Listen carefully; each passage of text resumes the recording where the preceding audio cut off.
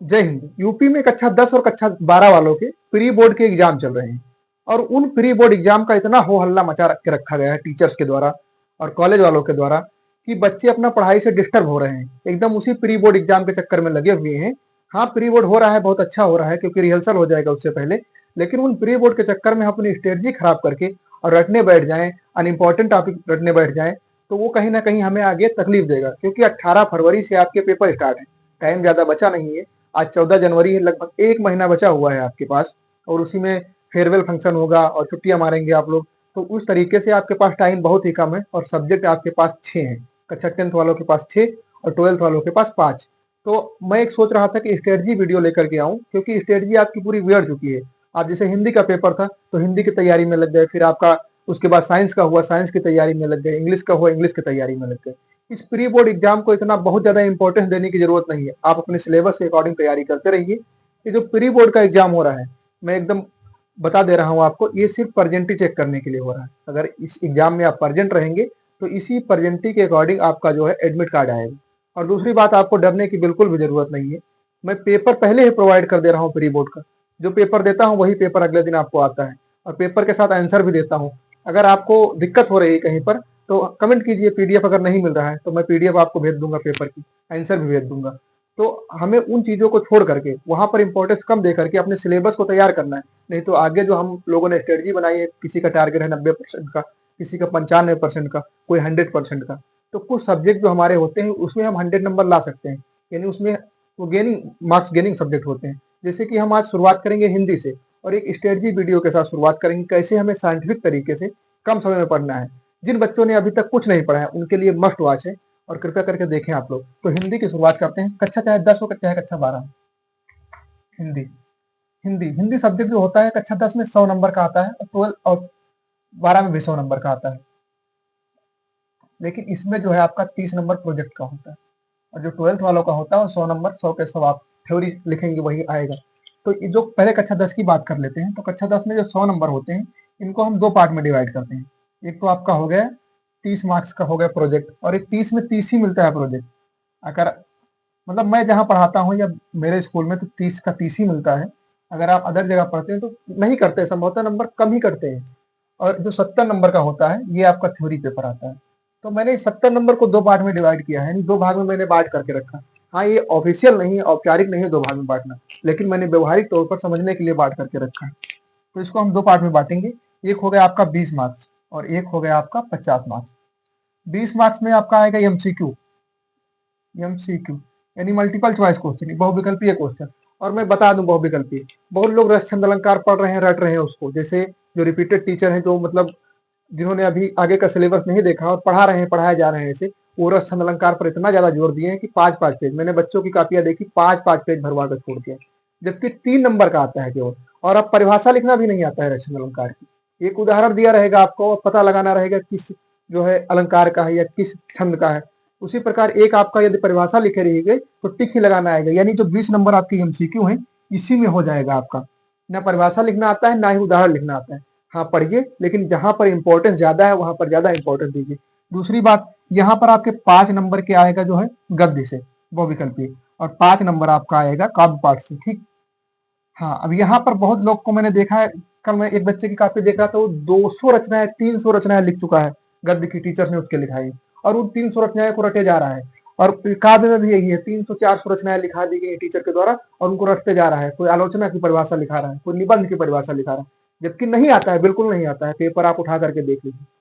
तो टाइम है आपके पास साइंटिफिक तरीके से पढ़ने का। मैं इसको थोड़ा ऊपर शिफ्ट कर दे रहा हूँ 70 मार्क्स को। तो टाइम है आपके पास साइंटिफिक तरीके से पढ़ने का, क्योंकि टाइम बहुत कम बचा हुआ है। अगर आप ऐसा नहीं पढ़ेंगे तो फिर आगे आपको बहुत दिक्कत होगी। जो आपका सपना है कि हिंदी तो बहुत ही मेरा मजबूत है, 100 में 100 आएगा, नहीं आएगा बाबू, क्योंकि आप 200-200 रचनाएं आप रट रहे हैं, टाइम आप वहां पर वेस्ट कर रहे हैं, 200 काव्य की रचनाएं रट रहे हैं। जबकि वो जो गद्य का आएगा 5 नंबर, वो आपकी किताब से ही आएगा। जैसे आप लेखक लेखक का जीवन परिचय याद करेंगे तो उसकी रचनाएं भी याद करेंगे।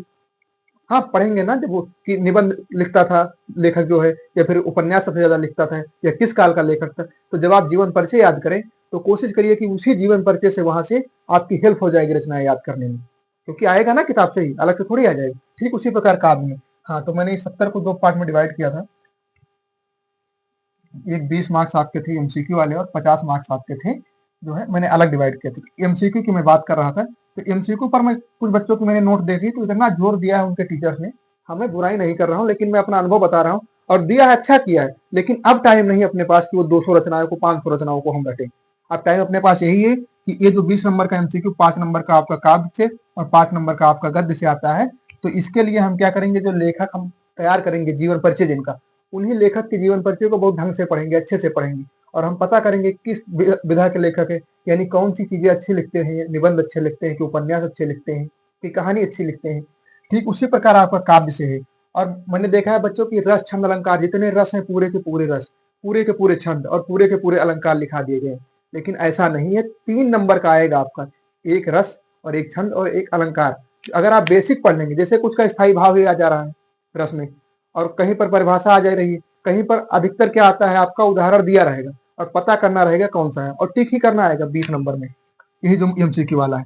तो रस छंद अलंकार पे बहुत ज्यादा जोर नहीं देने की जरूरत है, तो टिक करना। तो ये 20 नंबर जो है आपका इसी से कवर होगा 50 नंबर से, अलग से आपको जोर देने की बहुत ज्यादा जरूरत नहीं है, क्योंकि अगर आप अलग से जोर देंगे तो टाइम अपने पास बहुत कम बचा हुआ है और भी सब्जेक्ट। हाँ, इस 50 नंबर की अगर बात की जाए तो सबसे बड़ी गलती हम लोग कहाँ करते हैं, किन चीजों को हम लोग अवॉइड करते हैं। सबसे बड़ी गलती हम लोग कर रहे हैं संस्कृत में, इसमें संस्कृत में, और संस्कृत में बता दो कितने नंबर का आता है। अब आ रहा है सिलेबस में तो पढ़ना पड़ेगा ना, छोड़ तो नहीं सकते, अगर छोड़ेंगे तो अभी मैं बता रहा हूँ इंपॉर्टेंट संस्कृत का। 5 नंबर का आपका आएगा गद्य, और गद्य का आपका संदर्भ लिखना रहेगा, यानी संस्कृत खंड से, और उसकी हिंदी लिखनी रहेगी 5 नंबर का। और 5 नंबर का आएगा आपका काव्य से, यानी श्लोक आएगा, श्लोक का संदर्भ लिखना रहेगा और श्लोक की हिंदी लिखनी रहेगी।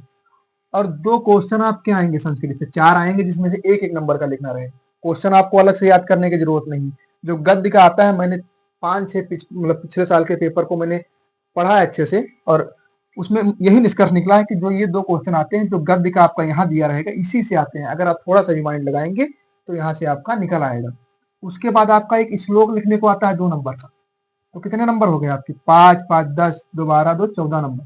और 14 नंबर आप संस्कृत को ऐसा इग्नोर करते हैं कि जैसे वो आपके सिलेबस में ना हो, और यहीं पर आप जो 100 यहाँ पर 100 का टारगेट बना के रखे हैं, 14 नंबर से आप यहाँ पर बाहर हो जा रहे हैं। नंबर कितने बचे आपके, 86, यानी सब लोग 100 में लड़ रहे हैं और आप 86 में। 86 में मैक्सिमम कितना ला पाएंगे आप, 86 ले आएंगे। और जो 100 की तैयारी कर रहे हैं वो 2-4 नंबर 5 नंबर कट हो गए, फिर भी उसका जो है 95 आपसे बहुत ही बेटर आएगा। ठीक है, तो ये संस्कृत को आपको इग्नोर नहीं करना है, यहाँ पर आपको बहुत ध्यान देना है। बहुत लोग जीवन परिचय देख रहा हूँ रट रहे हैं, 20-20 जीवन परिचय रट रहे हैं। अरे जब रिपीटेड जीवन परिचय है वही आता है बार बार, मैं बता दे रहा हूँ, अगर नहीं आएगा तो केस कर दीजिएगा आप मेरे ऊपर। आपका जो गद्य से आएगा, रामचंद्र शुक्ल आएगा आपका, अरसी शुक्ल, या फिर आपका जयशंकर प्रसाद आएंगे। कक्षा 10 की बात हो रही है, दो दो में से एक ना एक आ जाएगा। बहुत ज्यादा मन कर रहा है आपका, दिनकर जी का याद कर लीजिए।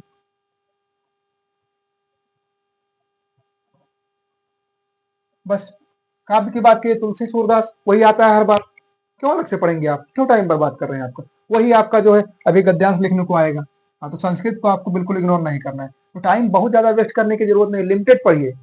जैसे यहाँ पर श्लोक, आप श्लोक बैठ जाए, आप 20 श्लोक याद करने, 3 श्लोक याद कीजिए, क्योंकि आपके पेपर में 2 श्लोक आएंगे, और जो पेपर होगा उस पर लिखा रहेगा ऊपर कि ऐसा श्लोक लिखिए जो आपके प्रश्न पत्र में नहीं आएगा। तो अगर जो 3 आप याद किए उसमें से 2 आ गए तो एक आप अलग से लिख देंगे। इसका मतलब थोड़ी ना 20 श्लोक हम बैठ जाए याद करने, नहीं, ऐसा नहीं करना है, एकदम साइंटिफिक तरीके से पढ़ना है। ठीक उसी प्रकार जीवन में परिचय मैंने बता दिया, इतना पढ़ के जाइए, अलग से नहीं आएगा भाई। जब 20 साल से नहीं आ रहा है तो क्यों अलग से आएगा, नहीं आएगा आपका अलग से। उसके बाद हम थोड़ा इसको हटाते हैं क्योंकि जगह अपने पास कम है।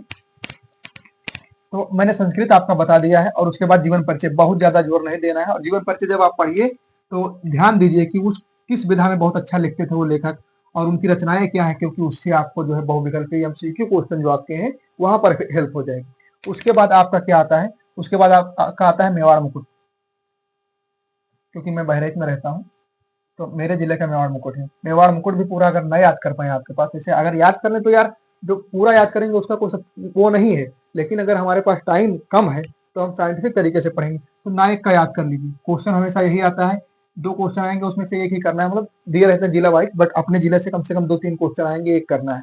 उसमें कहीं एक क्वेश्चन हर बार रहता है कि महाराणा प्रताप के मतलब नायक का वर्णन कीजिए, या फिर खंड काव्य का चरित्र चित्रण कीजिए। आप नायक वाला कर दीजिए अगर आपको मन नहीं कर रहा है याद करने को। तो इन चीज़ों को आपको बहुत अच्छे से ध्यान देना है। दूसरी बात, आपका सबसे बड़ा टॉपिक है निबंध। निबंध आपका आता है 7 नंबर का,